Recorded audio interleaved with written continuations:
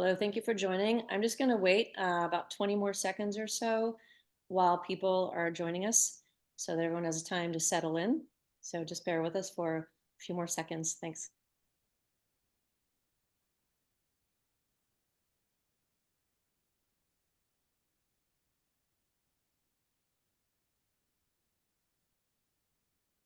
Okay, hopefully everyone has gotten into the website right now, into the webinar that is. Welcome to MII's webinar titled Tariffs, Policy and Trade for Fibers and Textiles. My name is Thomasine Dolan, and I'm the Director of Material Innovation and Design at MII. Joining me today is Josh Teitlebaum. Josh is the Senior Counsel on International Trade Policy at Akin Gump, a global law firm. Prior to joining Akin Gump, Josh served as Deputy Assistant Secretary of Commerce for Textiles, Consumer Goods, and Materials with the International Trade Administration in the U.S. Department of Commerce during the Obama administration. Josh, thank you so much for making time to be with us today. We really appreciate it. Before I turn things over to Josh, I just want to let our audience know that if you have questions, please feel free to drop them into the Q&A section. If for some reason that function isn't working, you can use the chat section, the chat function, but we will try to get to your questions at the end of Josh's presentation. Thank you. And Josh, it's all yours. Fantastic. Thank you so much. Let me load my slide deck here, and we are happy to get started. Pull us back up to the top. All right, let's go to presentation mode. Thomasine, thank you so much for inviting me to present to Material Innovation Initiative. I have enjoyed working with you and Nicole over the years, and are just excited to talk to your members about an area near and dear to my heart, and that has assumed greater prominence over recent years, which are tariffs, and tariffs on apparel in particular, and what they might mean for our industry. And second, let me just say, what I think all of your members and stakeholders are doing is incredibly important work, truly innovative work that is going to hopefully help save the planet. And so with that, what I'd love to do is review quickly just some basics about apparel and footwear tariffs for those of us who may not live and breathe this all the time. Talk about some disparities in the harmonized tariff schedule between animal-based fibers and non-animal-based fibers. Talk about how those disparities came to be, how we might be able to find duty-free opportunities, and then take questions. So some basic facts about tariffs on apparel and footwear. Nearly all of the apparel and footwear that is sold in the United States is imported. I think we all know this intuitively, but let's quantify that for a minute. 95% of the clothing sold in the United States is imported from other countries. Even more, 98% of footwear sold in the United States is imported from other countries. And when we import from other countries, of course, we have to pay a duty on that good when it comes into the United States. The trade-weighted average tariff on apparel, meaning when you take into account the volume of goods and how much they are worth coming into the United States, that average tariff is about 12.9%, which is very high, and I'll explain that in just a minute.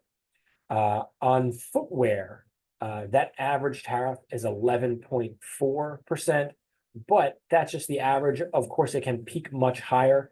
There are tariff peaks in the harmonized tariff schedule on clothing that reaches as high as 32%, and on footwear that reaches as high as 67.5%. Now, I call these peaks, or what folks in the trade community call them are peaks, because they are like mountains in the HTS code. The average tariff on all goods coming to the United States is only 1.5%. The average tariff on non-clothing and non-footwear items coming to the United States is less than 1%. So for reasons that I'll get into in just a minute, most of the tariff revenue that is brought into the United States is on these consumer items, on clothing and apparel. It's has a significant impact on what we buy and what gets made. Let's talk a little bit about some of those disparities and approach it with the lens of next-gen materials versus animal-based materials. So we see here two kinds of shoes. One tennis shoe on top, made primarily of leather, faces a tariff of 8.5% when coming into the United States. Tennis shoe made primarily of rubber or plastic faces a tariff of 20%. There, of course, leads to an incentive to use or import the leather shoe, which faces the lower tariff. We have disparities in men's overcoats. On the left are two animal-based fibers, one leather, one wool. They have the lower tariffs of the four, 5.5% on leather, 10% on wool. But when you get to cotton, plant-based, or man-made fiber, innovative, sustainable item, that tariff reaches as high as 28.2%. And so once again, the incentive here is to use materials made from animals, leather and wool, which pay a lower tariff. Let's look at another example. Women's suits.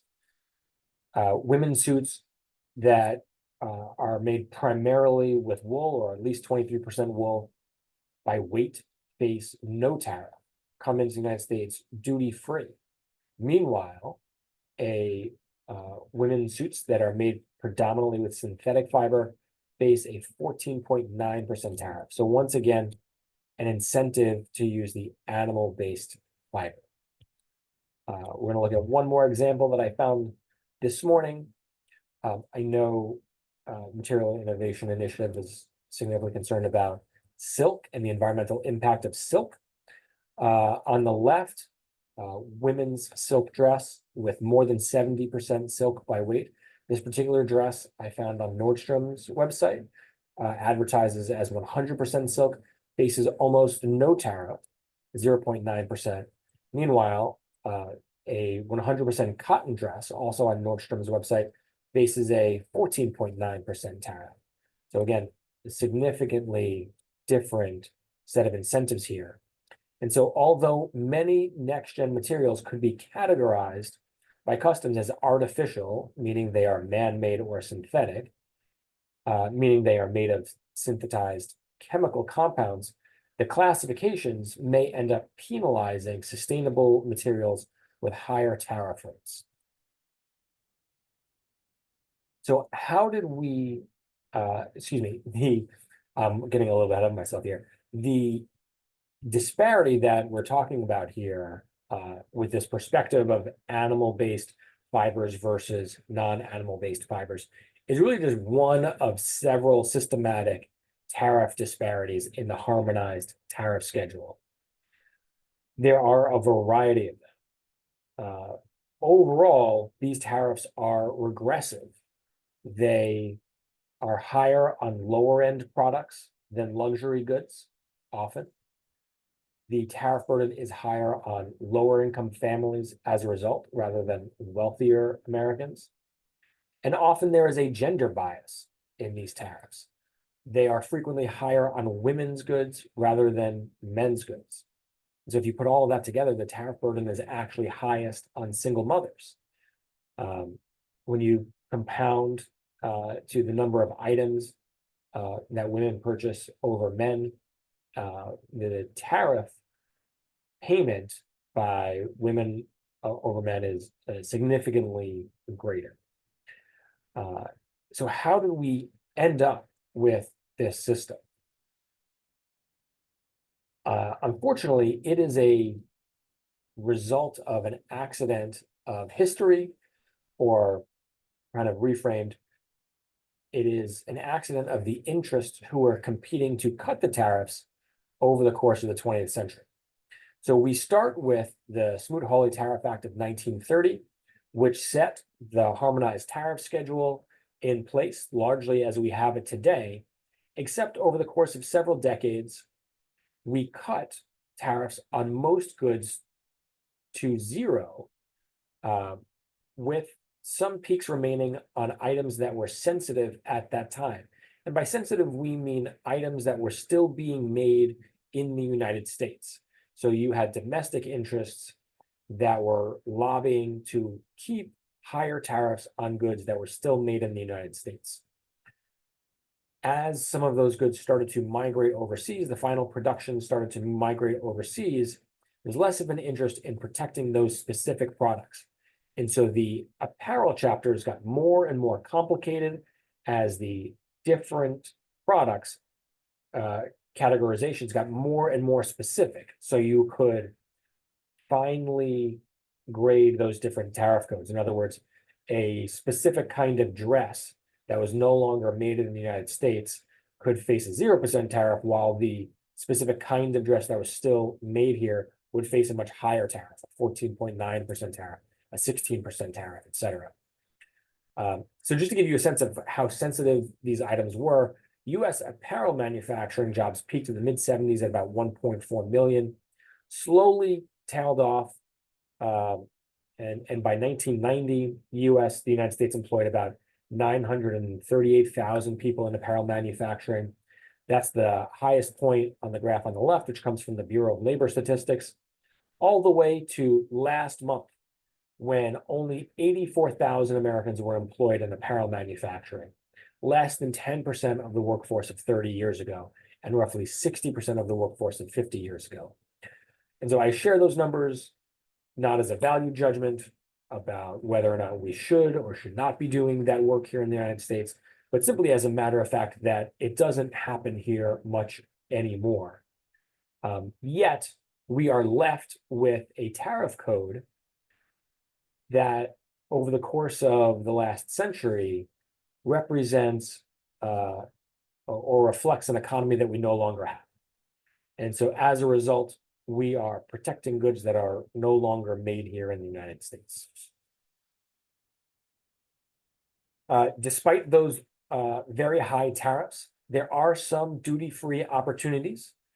The first I'll mention here are free trade agreements that the United States has in place with about 20 countries across 14 different free trade agreements.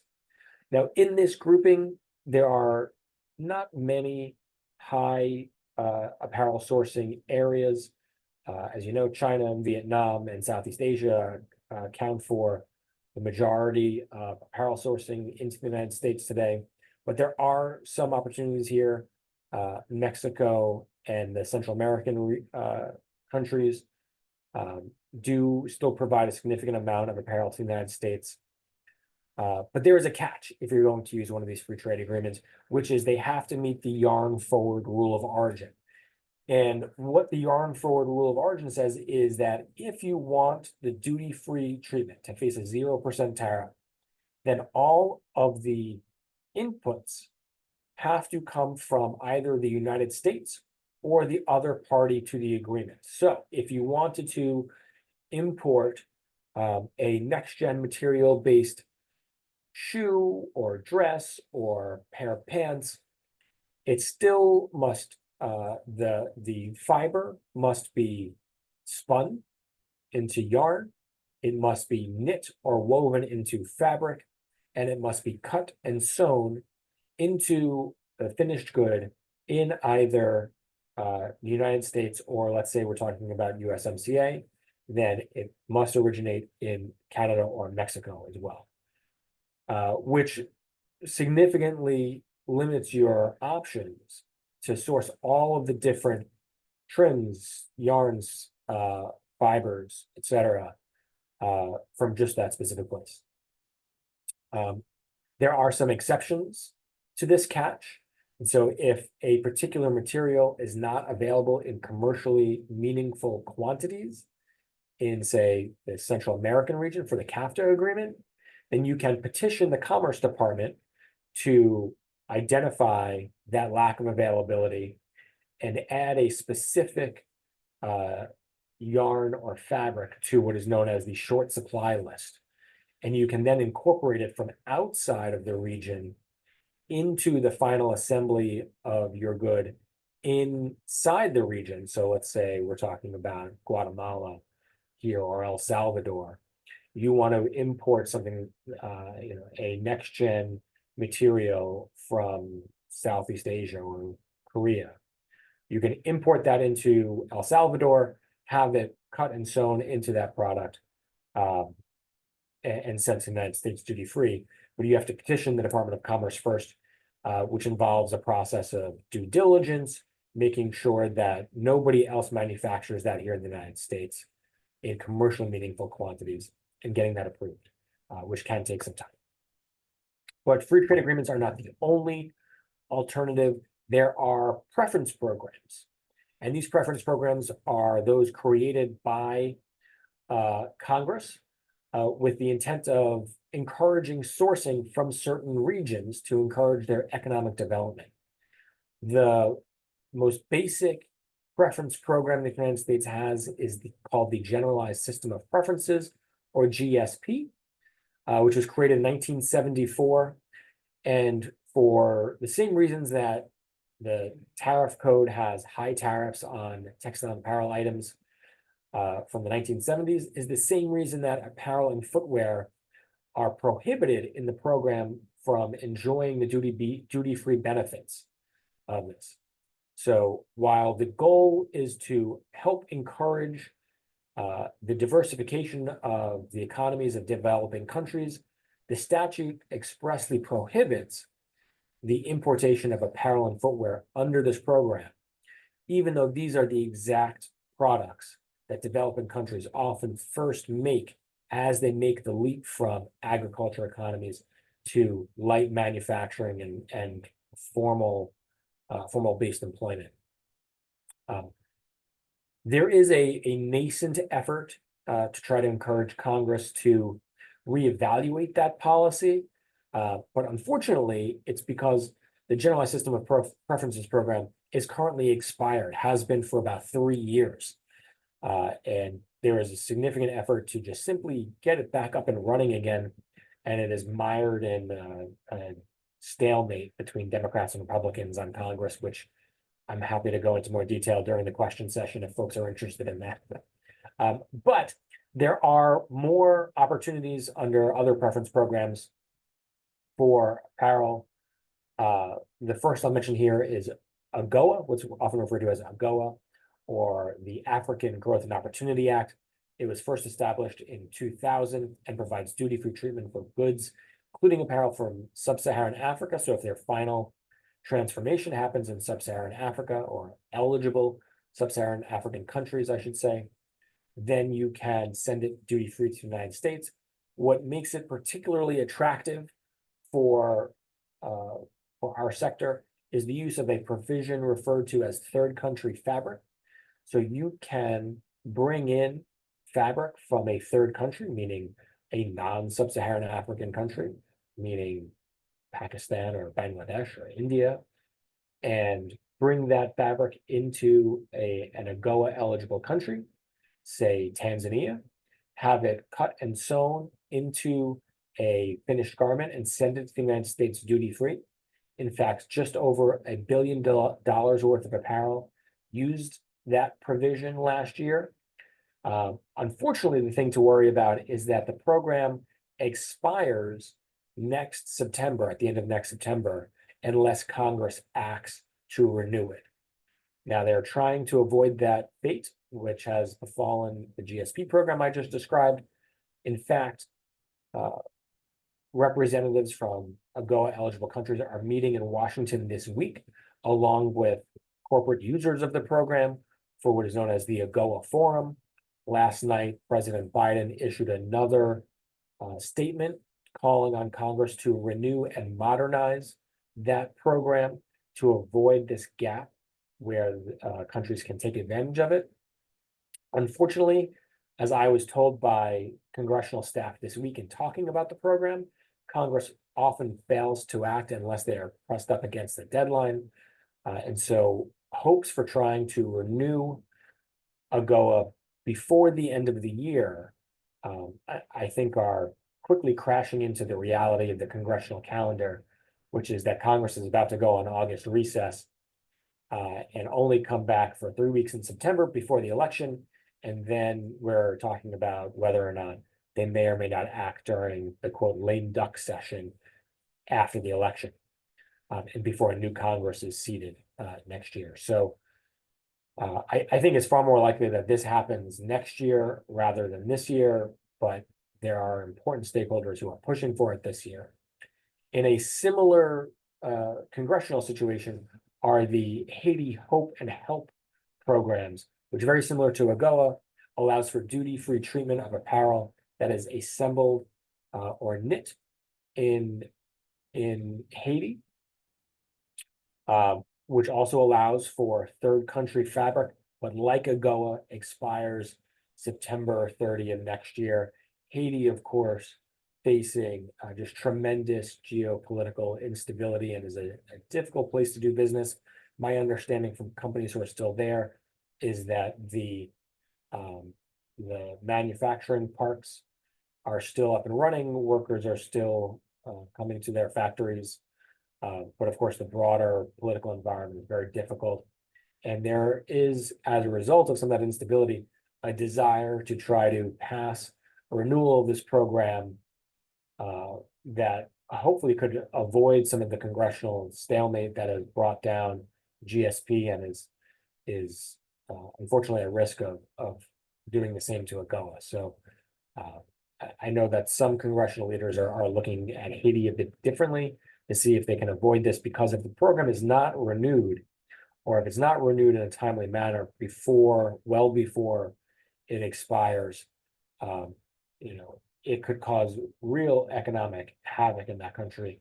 A significant amount of the formal employment in Haiti is tied to these benefits, and it would be really unfortunate if the program were to expire. So just to recap, tariffs on clothes and shoes are unusually high for the United States tariff code. And tariffs on certain clothes and shoes encourage the use of animal products over more sustainable fibers.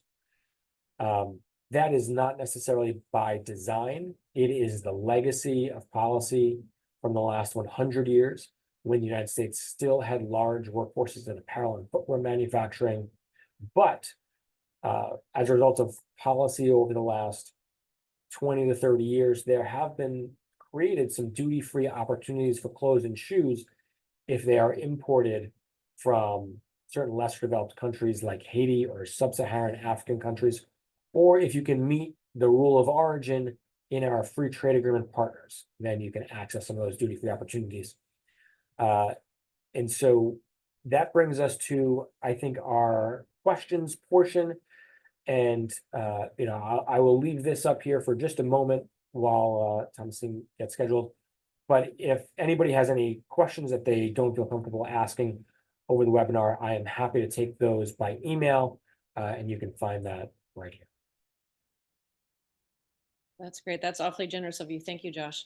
So the first question we have is, this is clearly someone from Europe asking, do you know if there's anything similar going on in Europe in terms of tariffs, that, the tariffs on apparel according to composition? You may not be familiar with the European version.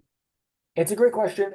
I'm not as familiar with the HTS codes for apparel. So the kind of baseline, what we would have referred to as the MFN, or most favored nation status tariffs for apparel.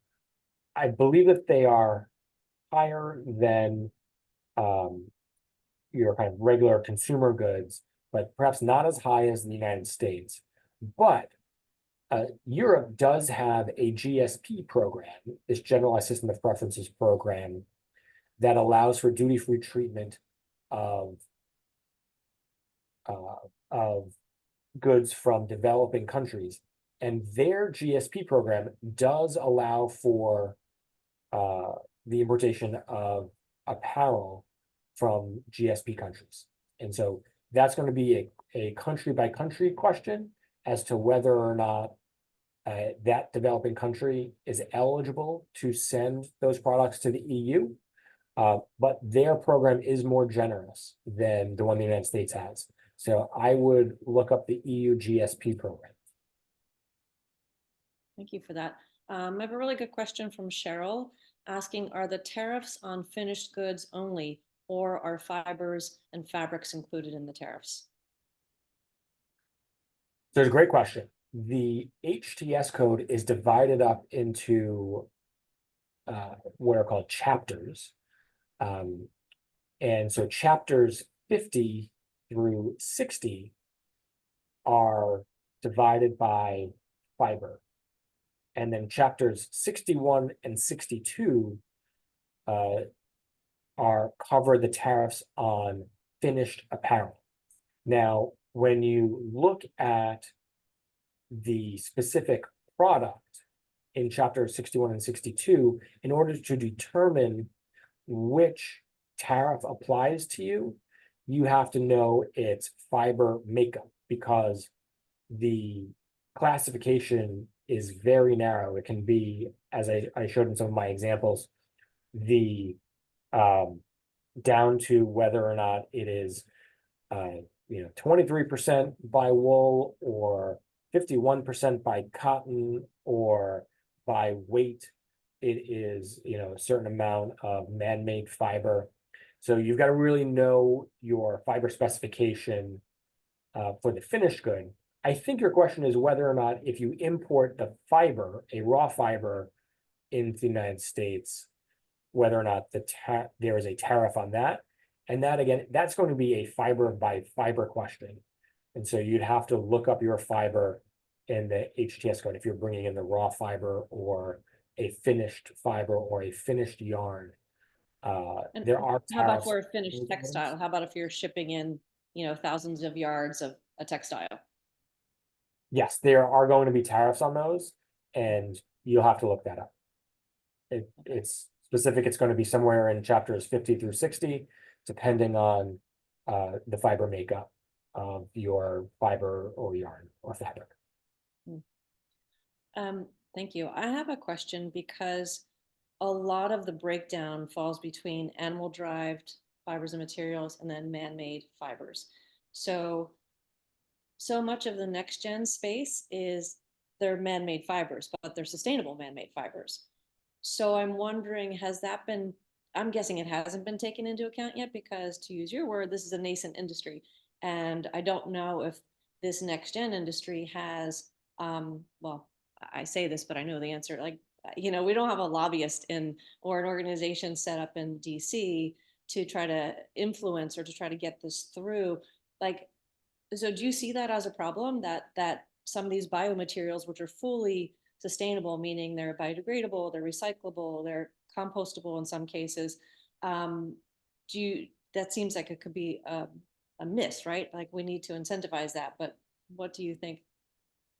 I 100% agree. So first, let me back up and say that the current tariff code does not take into account the environmental footprint or impact of the fiber in the apparel. It is broken down simply by fiber makeup. So you'll say men's shirts, and then it'll say of cotton, tariff, 5%, of wool, 3%, of man-made fiber, 15%. And this is a product by product issue. And so some products will be more specific about which kind of man-made fiber. But often it'll say man-made fiber, 17%, or of synthetic fiber, 23%. And that classification is just something that has developed over the decades. And there's no, for lack of a better phrase, intelligent design as to why that tariff is higher on on a man-made fiber versus a cotton product. So do you think do you think it's might be due to incentivizing farmers because it definitely gives farming and farmers a break, right? By people be a lot more likely to buy that. I think, frankly, these were higher value processes. that at some point were done in the United States. And there were interests at the time dedicated to protecting the higher value processes. And so they erected a higher value tariff in order to protect the domestic industry here at the time. Okay. Now, So, sorry, I was just gonna continue on this for just a quick second, which is there are a number of different ways in which you could more finely slice that tariff code and pull out environmentally preferable items. So a shirt made with however you want to define environmentally preferable, whether it's recycled fiber, we at Material Innovation Initiative use the phrase next gen material, is that we've got to kind of really define that. And then customs wants to see standardization. Is there an international recognized body that, there are some standards around where you can claim on your customs documents when you import that good that it is this plant-based, sustainable, etc. Whatever characteristics you want to add to that. These tariff codes are taxes, and the Constitution says that Congress sets taxes. And so the administration cannot on its own lower the tariffs. It needs to use some authority that Congress has delegated to it. Or Congress needs to go in directly and lower tariffs on environmentally preferable goods, which is why it's so hard to go and lower directly these tariffs, because you have to get Congress to act in some way, whether to create new authority for the president to lower tariffs or to create themselves new tariff lines for environmentally preferable goods. Usually this happens as part of some kind of negotiation. So Congress gives president the authority to negotiate free trade agreements. There was a negotiation around something called an environmental goods agreement that was intended to lower tariffs on environmental goods. Those negotiations fell apart in 2015. But you could have seen a world where clothing or shoes made with recycled fibers or next gen materials would face a lower tariff or 0% tariff as a means of trying to encourage trade in environmentally friendly goods. That effort is also very nascent right now. And I think in the future, there is an effort to look at trade and climate provisions. I want to stick with the environmental aspect of what you were just talking about, because it's such a big one, and it comes down to, I think you touched on it. I was wondering if you could dive a little bit more deeply into it, because it seems like if we want to try to incentivize or lower tariffs on materials and fibers, yarns that are environmentally preferable, there needs to be a standardized body that recognizes this as environmentally preferable, and we're not set up for that right now, right? There are certifications all over the place around the world this is certified, blah, that kind of what we did for food, right? Like certified organic, USDA, et cetera, et cetera. We don't really have that for fibers and yarns yet. And it seems like we could, or you tell me, but the same way we did for health hazards, like with cigarettes, right? Bad for your health, whether it's plant-based foods or certain foods that are high in saturated fats, like that has to be labeled. There's like this thing that has happened in Congress for consumers, for safety, but also for the environment. And I'm wondering, do you see that happening? Or because it seems like, and I know so many people want less regulation and so many people want smaller government, but we have to get a hold of this, and we have to support the environmentally preferable things. And it just seems like herding cats right now, but I was wondering if you have insights to that. I have not seen a significant effort in Congress to try to encourage this. I can think of a few examples that I'll go over. I want to go back to your question about standards. I do believe that there is a standard for recycled fiber. And this question about which kind of fiber is the most environmentally friendly or environmentally preferable, of course, is the subject of a lot of controversy. And there are organizations that are going through some tumult to help try to define that for the sector. Of course, I'm thinking of Cascal, which I think is still dedicated to that mission. And that work is really important to try to develop some consensus within the industry about which fibers we ought to be moving toward. To your question about what efforts there may or may not be in Congress on this, there's one or two that I'm aware of that are not widespread. This is not something you're going to read about in the New York Times. There's a new caucus called the Slow Fashion Caucus that Shelley Pingree from Maine just announced.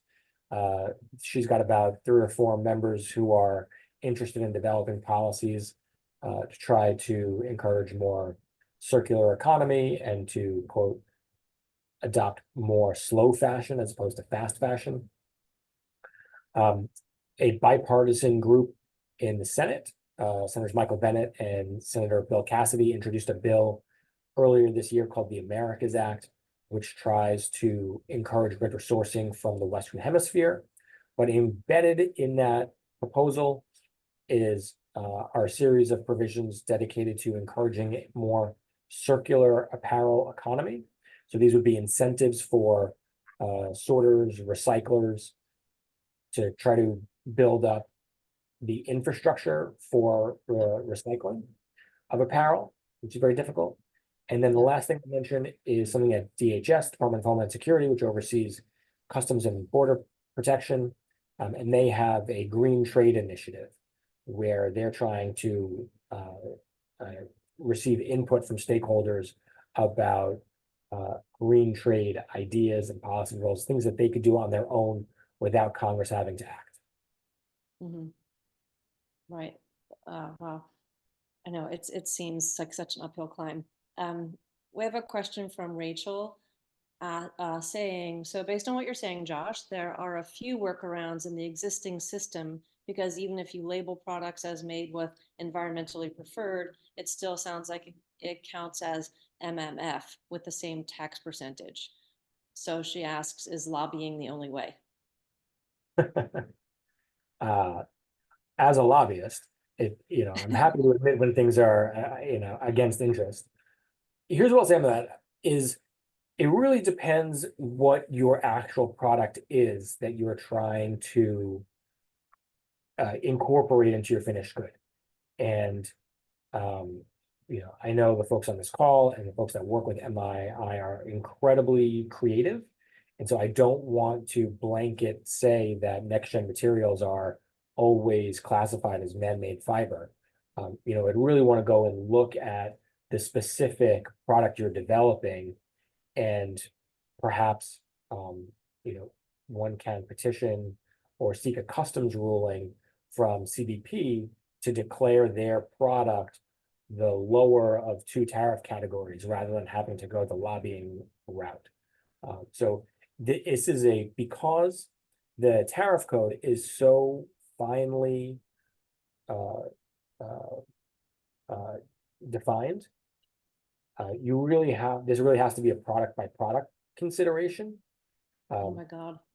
Labeling something environmentally preferred is not going to affect your tariff classification. It's simply a matter of its fiber makeup. Labeling something environmentally preferred is really more of a consumer-facing appeal. I guess, and I'm curious, and some of our innovators probably have already examined this, but so some of the inputs to these man-made fibers are agricultural waste, right? Or they're protein-based.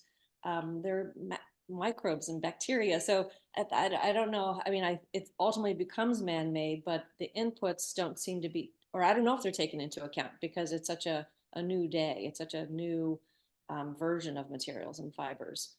So yeah, I don't know how that gets recognized without You'd have to make an argument about the specific process that a company has. But I think these are some considerations, hopefully, that after listening to today's presentation, that maybe folks want to take that into account while developing their technology. Yeah. Well, I think those are all the questions I have, Josh. I don't see anything else coming in right now. This was so informative, and everyone here, we're so grateful for you spending the time to share your expertise with us. It's incredibly interesting, incredibly complicated, and again, I appreciate how you tried to simplify it for us and break it down. And again, you're very generous to offer your email. And yeah, so any final words of advice or wisdom before we sign off? No, you all are the creative types who will go out and save the world. I'm just the lobbyist here in Washington that will hopefully make it a little bit easier for you to bring your product to market. If I can be helpful at all, please do not hesitate to reach out. Things are always interesting here in Washington. So thank you for making time for me and Especially, helping me yeah, talk to you. definitely interesting right now. Yeah. Um, yeah. Well, again, thank you, Josh, and thank you everyone who joined us. As most people know who sign on to our webinars, these are recorded. So you will be able to, if you weren't able to join us today, or if you want to revisit some of Josh's slides, you can find it downloaded on our website. Eventually it'll be on our MAI's YouTube channel. So again, there's a lot of really dense information that I'm sure many will want to dig into. Then lastly, before I sign off, I just want to thank you again for your interest in MII. If please reach out to us on our website if you have any questions. There is a brief survey. It's like a couple of minutes if you could spare the time just to check in with us and say, yeah, this is great, interesting, or what I'd like to see more of, or anything else you'd like to let us know. Again, it's super brief, but if you could just hang on, it will pop up after I sign off. Thank you, everyone. Thanks, Josh. Have a good day. Have a good day.